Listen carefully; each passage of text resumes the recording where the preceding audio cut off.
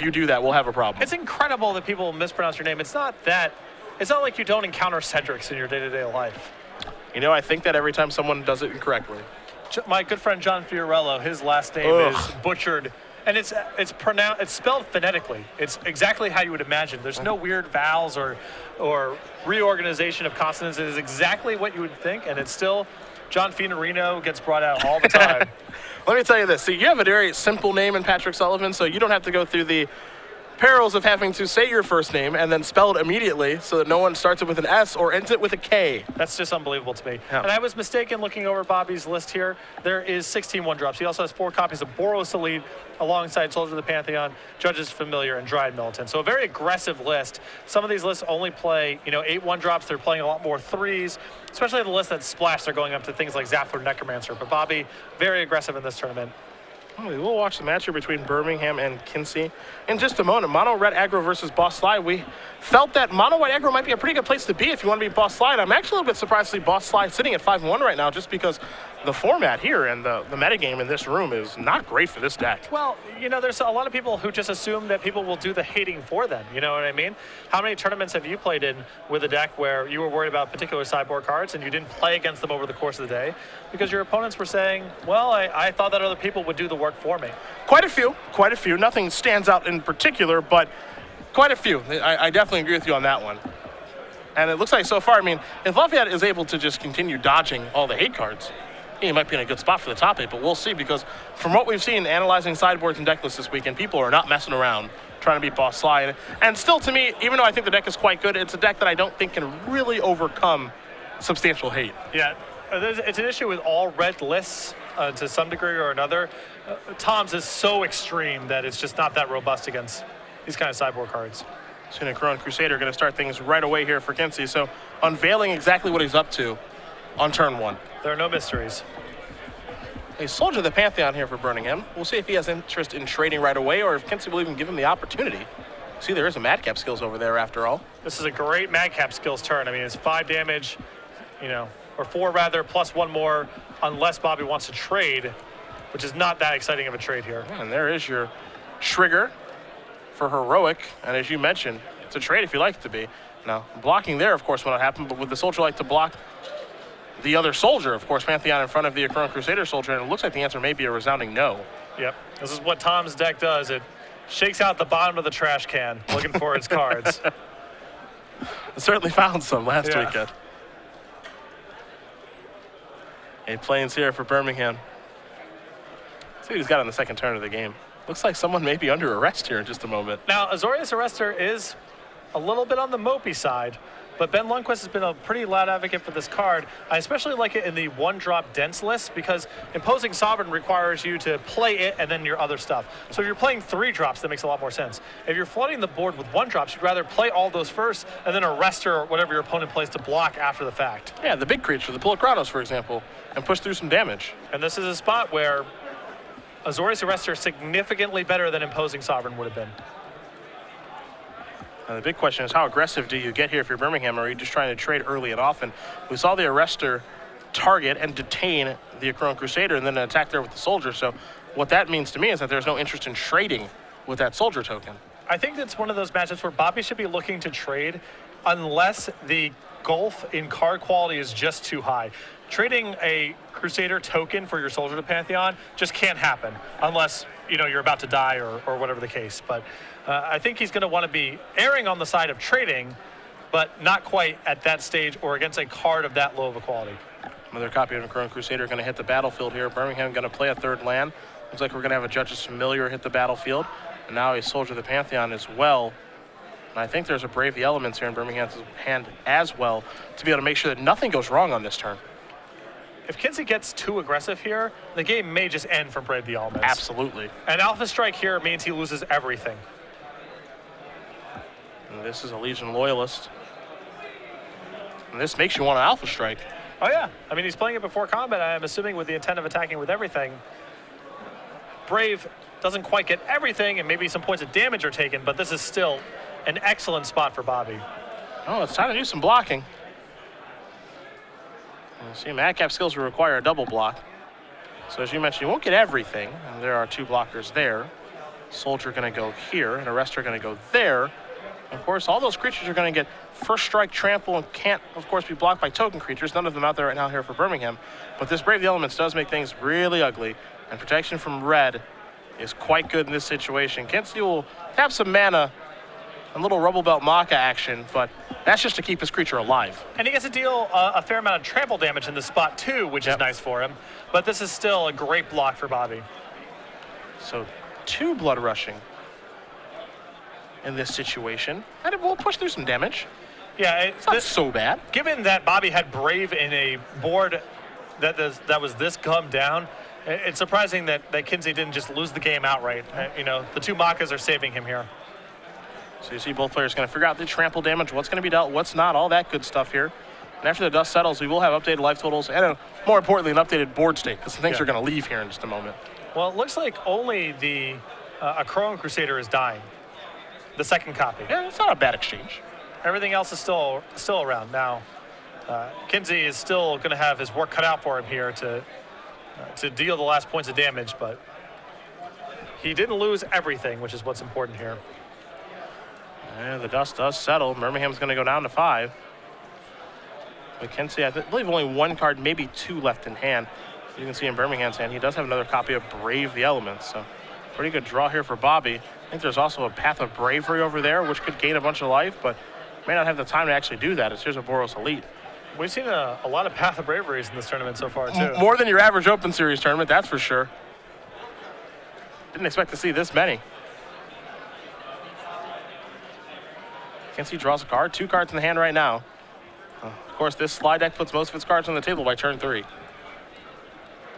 And having a 3rd land in game 1 means he's, in fact, flooding out. He has drawn too many lands. Yeah, for this deck. Yeah.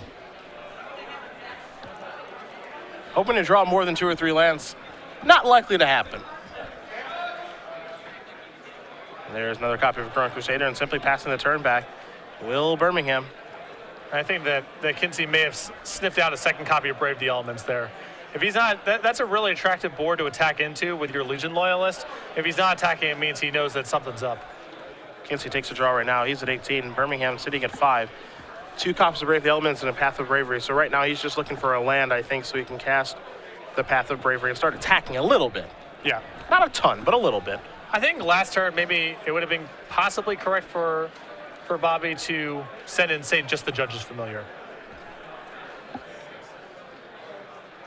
You see 2 triggers there from the Soldier of Pantheons. Those are tough to remember.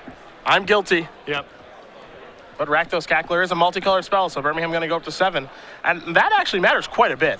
I would not have cast that Rakdos Cackler if I was Kincey, because the odds that it deals more than 2 points of damage with a Soldier of Pantheons into play, in my mind, is close to 0. Yeah, it seems relatively low. The way this board is set up. Now, if you can navigate the game in such a way that Bobby trades some of his soldiers, then we can talk about casting it. But right now, I would not have deployed it.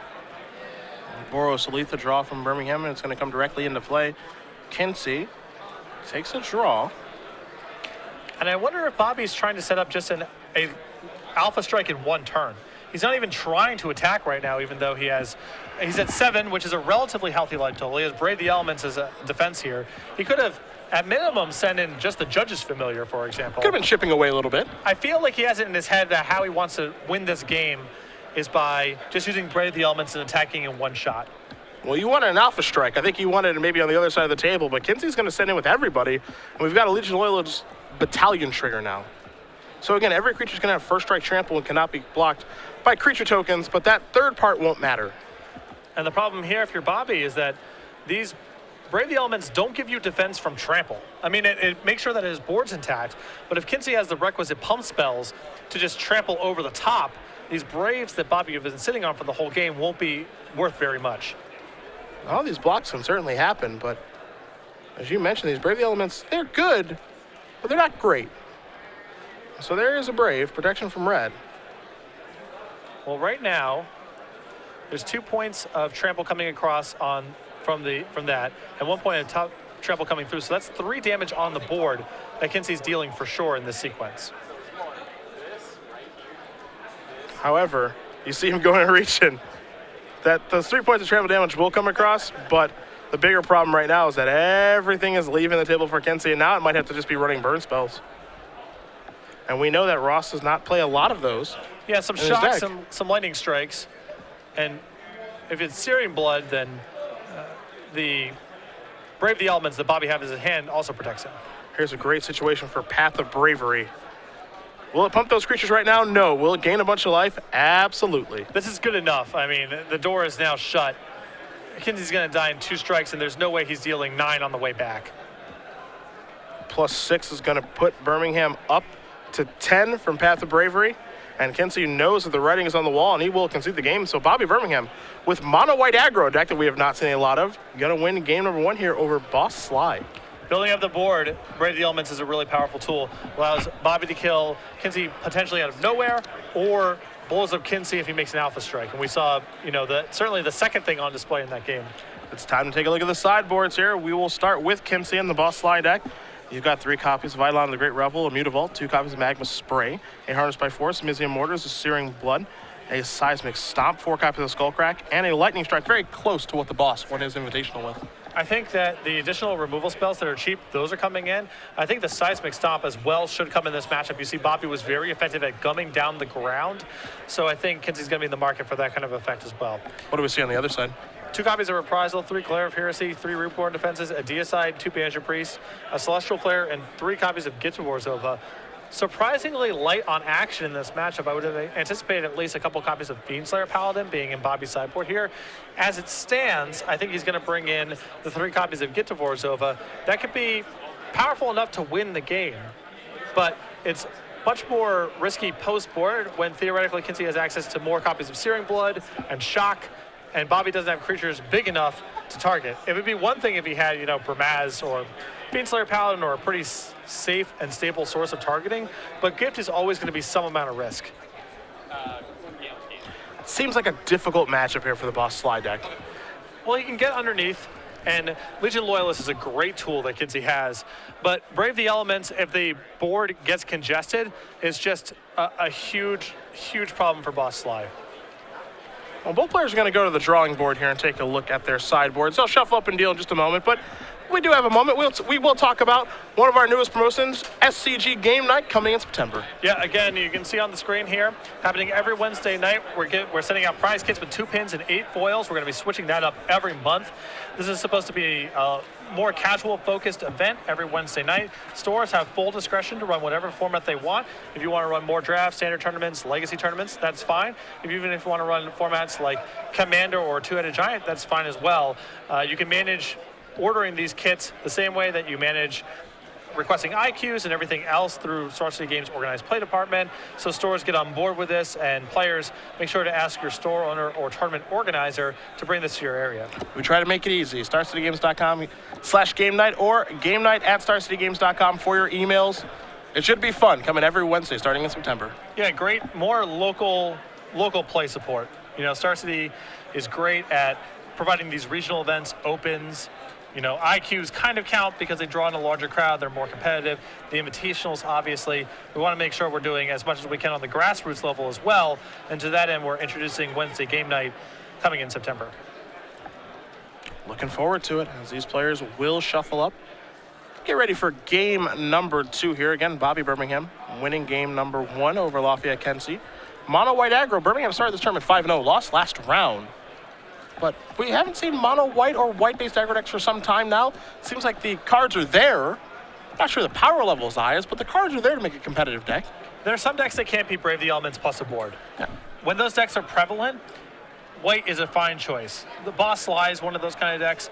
Mono Blue Devotion really struggles against Brave the Element. The card specifically Brave the Elements. And when those decks are a big part of the metagame, I think mono white's a good choice. Clearly working out here for Birmingham thus far, sitting at 5-1, up a game in what looks to be quite a good matchup. But Kincey will be on the play here. Wouldn't be surprised to see him even it up very quickly. This deck is certainly capable of some quick wins. So I played mono white aggro for a while. Yep. With 21 drops. Yep. I played mono black aggro for a while. I, of course, played mono red aggro for a while. No. And I could never get behind the splash damage that white and black take. Because Lifebane Zombie, if you're playing mono red, is nonsense. You actually just win the game if they ever spend 3 mana casting that thing. Yeah, you laughed that one off. Against the white weenie deck, it's excellent. Yes. And against, with the mono black aggro list, certain decks have Dark Betrayal against you, and there's no real analog that red has to play against. Now, you pick up some advantages in other places with various lists. You know, both white and black are more robust against Palachronos and so forth. So there's trade-offs in either direction, but I couldn't stomach the splash damage that Lifebane Zombie was causing me. Lifebane Zombies caused a lot of headaches for everybody. Especially Brian Kibler, who was in the house here for a little while. Yeah, he was in here sliding some playmats, hanging out with people, probably casting some green spells. But he has been a loud advocate of his hatred of that card, and with any luck, you know, because it's not my favorite design either. It'll be gone in a month or two. Lifebane's super powerful. I can understand being frustrated by it. It's nowhere near the same type of offense as Thoughtseize. I mean, it's not even close to the same thing. Few things are. But if you like the type of decks that Brian likes, Lifebane Zombie is probably worse for you than Thoughtseize. This is true. This is true. So with any luck, Lifebane Zombie will bite the dust for a little while. We'll see what M15 does bring. Looks like that set's going to be pretty sweet, though. I'm starting to see the previews a little bit. I'm really invested in M15. I'm invested in every Magic set, but my one Grand Prix this year is core set sealed, so I'm going to be all about it. Yeah, you get just one, right? I get one. Where's that at for you? Sydney, Australia. Ah, right. Okay. No buys. I don't think I'm going to have any buys either for the one Grand Prix I get to play. I get to play Grand Prix Worcester at the end of next month. I imagine no buys for me as well. The life of a grinder. Both players going to begin here with some one drops, and here we go into the red zone. This is the kind of fast start that I'm talking about. Now, Legion Loyalists, you wouldn't think of it being good against, you know, a deck like White Aggro necessarily. More for token matchups, you think about it beating Elspeth and those sort of things. Bobby's deck is almost all one toughness creatures. So Legion Loyalist is a real headache. You saw last game, multiple copies of Brave the Elements had to be involved, and Kincey nearly won even still, having to slog through all that. An attack there for 5 on turn number 2 from Kincey. Moving along very, very quickly here. Birmingham going to play at Plains. You see another one toughness creature, actually 2 of them out here. In Soldier of the Pantheon and Dried Militant, that's what I believe he'll add to the table, and these are all bad blockers. And if Birmingham's going to try a double block here, Kincey can destroy him with a Shock or a Searing Blood or a Lightning Strike. Oh, that's a real risk. Or any pump spell. Yeah. Some powerful cards out there on the table for Birmingham. Soldier of the Pantheon among them. But Legion Loyalist makes blocking look very foolish. And that's going to be an Ash Zealot. Going to trigger there. And everybody's going to come in yet again. So Legion Loyalist, a card that's relatively underplayed, but you can see it is pretty powerful, especially in this deck. It's got spots, and Tom is definitely maximizing it in a way that some of the lists that I've built have not. It's time to do a little bit of blocking. Maybe a little double block action. We thought we may see that. And you just to cross your fingers and hope there's not a Shock or a Rubble Belt Maka here, but what can you do, right? I guess, Shock's actually still pretty good because Judgment Miller can counter it, but then the job still gets done. Yeah. So there's your exchange. Dried Militant's going to bite the dust. Well, we saw 2, 4, 5 more points of damage come across, so Birmingham's already down to 10 before he even takes his third turn. But the third turn looks like it may be a good one, as there's a Mutavault into a Banisher Priest to get that Legion Loyalist off the table. And it looks like maybe the mono-white aggro player is beginning to stabilize. That's step one. Ash Zealot's still annoying, but the hard part's over.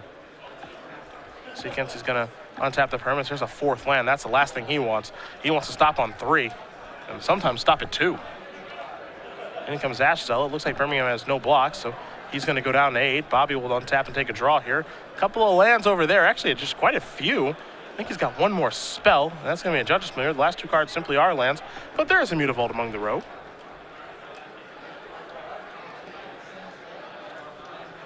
I think Birmingham's just going to have to commit to a large block next turn on this Ash Zealot. Can't take another hit. Going to 6 against a deck with that many +3/+3 effects is really dangerous.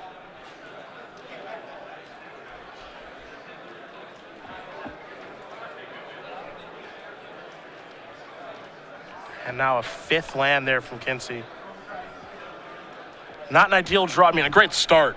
Yeah. But things, and that's the tough part about this deck, is that if you do start to flood out, it becomes pretty difficult to win.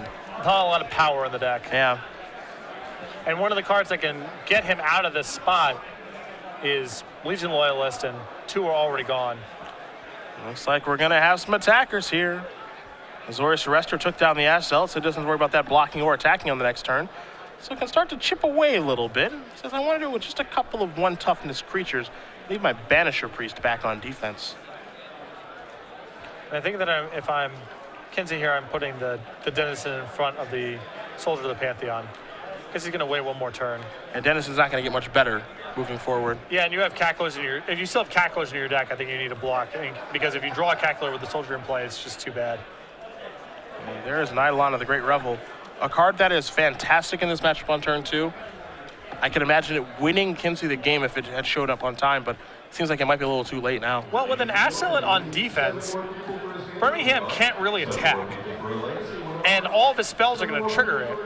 And Kincey's ahead in the life race, so I still think it has the potential to do good work in this game. It's more of an enchantment in this situation. I don't expect to see it attacking or blocking. Probably not. Yeah. Looks like our Flyers are going to come into the red zone. 2 copies of Judge's Familiar in the air. Kincey going to go down to 14. And that's just a plains there from Birmingham, passing the turn back. So now we're going to be in the Eidolon squeeze, maybe for both players, as there is a mountain. Kincey going to shuffle those cards back and forth, decide if there's any spell that he'd like to play. Maybe an attacker with Assault, maybe just continue to play defensively, though. Are there any mortars in Kincey's list? We take a look at an effect like that. Of course, the spells here, we have 2 Shocks, 2 Lightning Strikes, 4 Titan Strength, 4 Dragon Mantle, 4 copies of Madcap Skills. There are 2 copies of Magma Spray, but there is just a lone missing Mortars in the sideboard. I mean, we might see the first ever overloaded Mortars out of Boss Sly. It'll have to be for 8 mana, thanks to those Judge's Familiars. We're getting close. But if that's what it takes, hey, we're getting close. If that's what it takes to win the game, that's what it takes to win the game. I don't hate it, but it's going to be tough.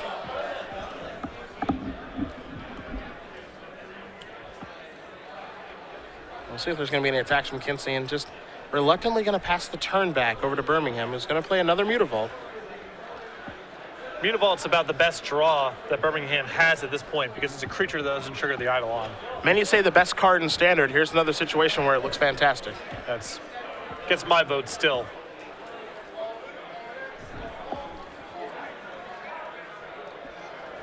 Kincey trying to figure out if there's a way for him to do those last 8 points of damage. It's a tough road to get through. He's got to get a move on here, too, because these chip shots from the Judge's Familiar are getting to the point where he's going to be behind the Eidolon race. Bobby doesn't need to play anything else to win this game. He's got the kill on the board right now. So time is not on Kincey's side. Yeah, if things keep going the way they're going, we know who the winner's going to be. Yeah. And it looks like Kincey drew something that matters. It's another Eidolon. So he's going to go down to 10. And this is actually just forcing Birmingham to not cast any more spells. But also, Kincey may not be able to cast any more spells now. So the Eidolon race is getting to be an ugly one, and there's a 3rd copy of Mutavault. In for 2 more, it's a tie game, but it doesn't feel that way. Seems like things are certainly in Birmingham's favor right now. Well, there is that copy, a Seismic Stomp. Not the first time we've said that. It's not lethal right now.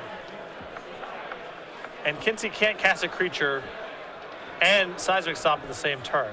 As he will die to those Eidolon triggers. He would have to play Seismic Stomp and then cast a Maka.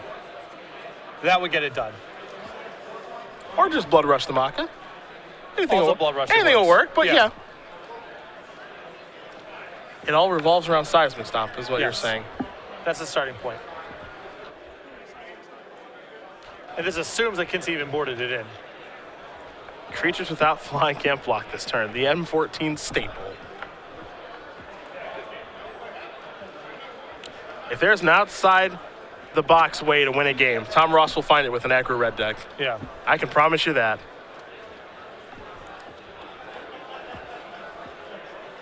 I mean, that's cheap even by my standards, you know. No, you're not above it. I've gone into the gutter to get some cards with 4. But you sure have. I've seen Yamabushi's Flame be cast. Immolating Soul Eater. Oh boy, I forgot about that one.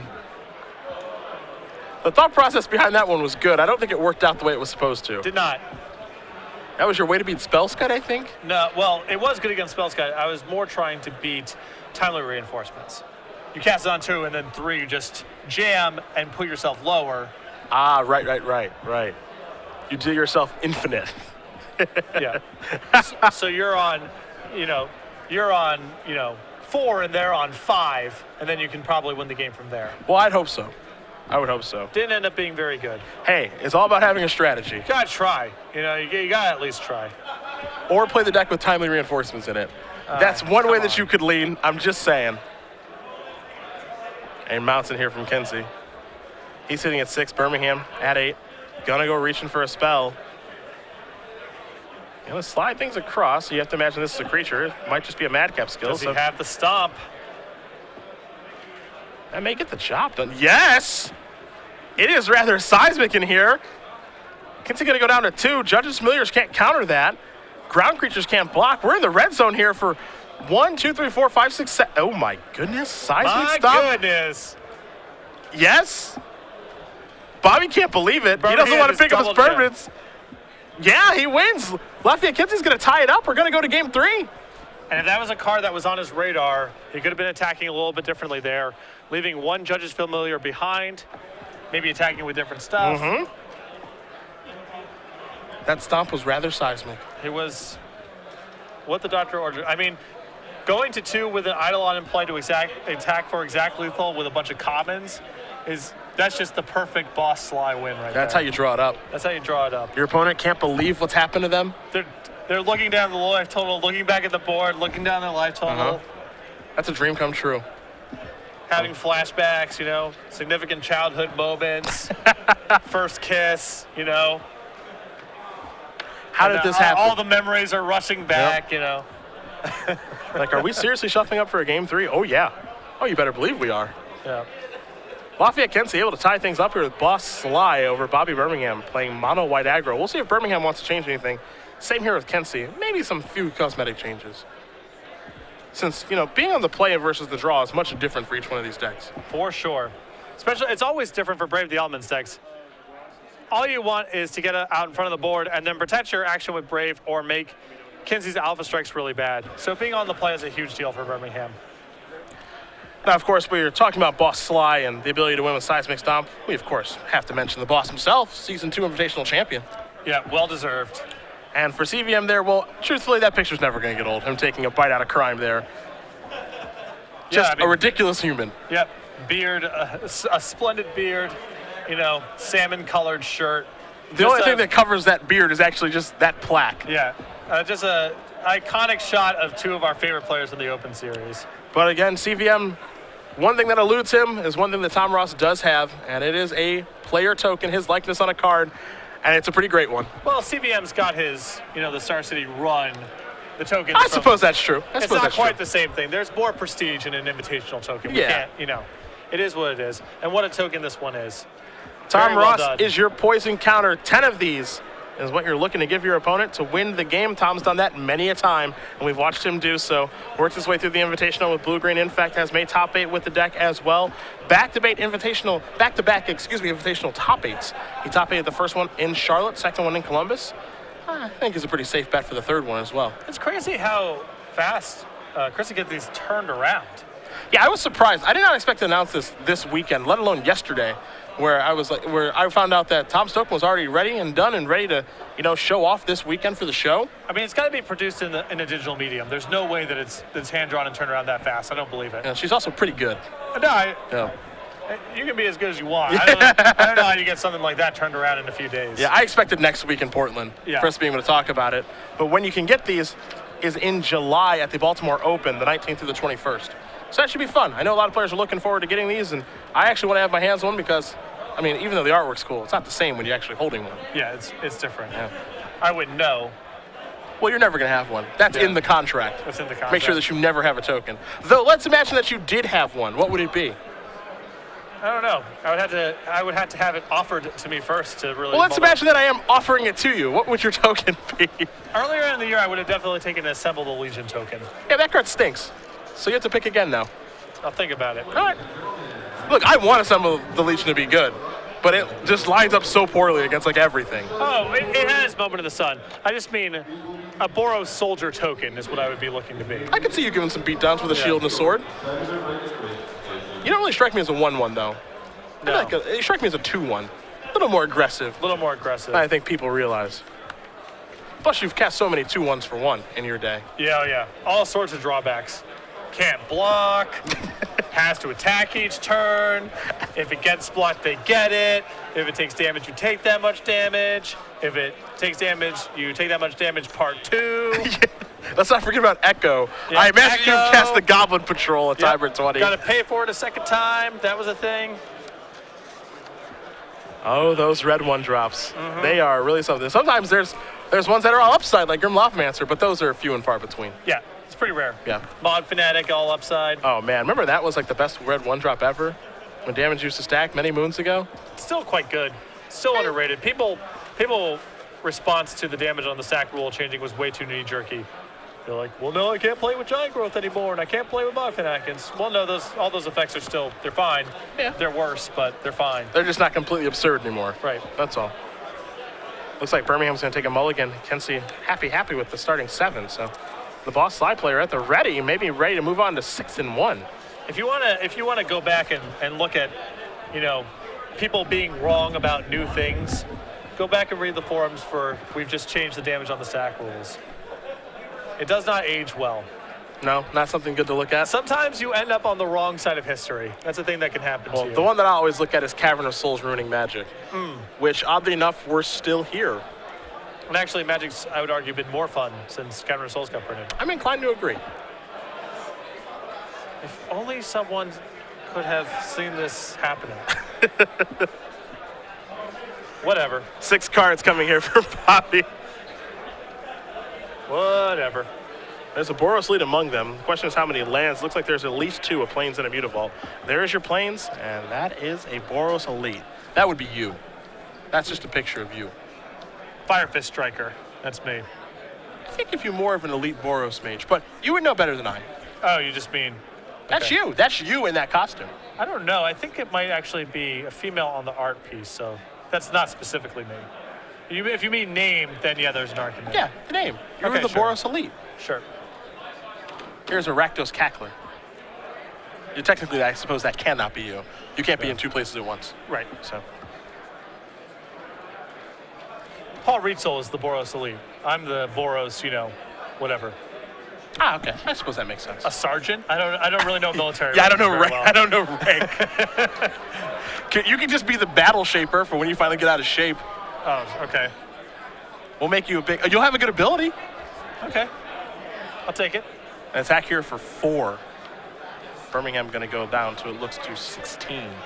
Good start here for Kincey. And you can see, I mentioned this in the sideboarding, why I questioned Gift of Warzova in Bobby's sideboard. He doesn't really have any juicy targets in this matchup. Nearly everything that he puts Gift of Warzova on still dies to shock. Yeah, it seems kind of appetizing to sideboard that card in this matchup, but I'm with you. It doesn't really seem like it's all that great. You're not going to gain a lot of life, putting an Armadillo Cloak on, locks it on Smiter, for example. I think he would be better served with either Bramaz or Fiendslayer Paladin in this slot. But here is the gift, and it will go on the Boros lead. Attack here for 2. Birmingham will game 2, and Kincey will lose 2. So 18 apiece, but I believe that Kincey is the one that's in the lead right now. If he does have a shock, as you mentioned, and there that is, that's a disaster there for Birmingham. Yeah. Now here's another copy of Vassal, and we're off to the races right now. Birmingham's going to go down to 12. And this is the tough part about the way that Bobby is sideboarded here. His entire game plan is predicated on really building up a board and either braving to blow up combat or, slowly piece together damage, maybe get gift on something. And in those games, he doesn't really have anything to go to when the board gets like this. He's not really that well equipped to handle 2-power first strikers. Legion Loyalist has caused him all sorts of problems over this game. And you can see his hand again. It's, he can play Drive Militant and Boros Elite and Mutavaults and all the stuff that's not handling Ash Zealot. Yeah, Ash Zealot is running rampant on this battlefield right now. And Birmingham may have to consider taking a turn off just to cast the Spear. But that's not a great spot to be in either. Taking a turn off here to cast Spear is, maybe it's necessary, because then his Mutavaults are 3/3s, and then some real blocking can start happening.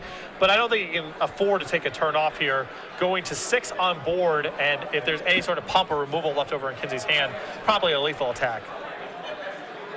Kincey looks like he's stopped at 3 lands for a change. Was able to win when he drew 7 last game. 3 is still a lot. It's a 17-land deck. Well, in a perfect world, 3 is all that he'll need to draw. Now here is Legion Loyalist. You said this card was causing headaches before. Madcap Skills is doing the same too.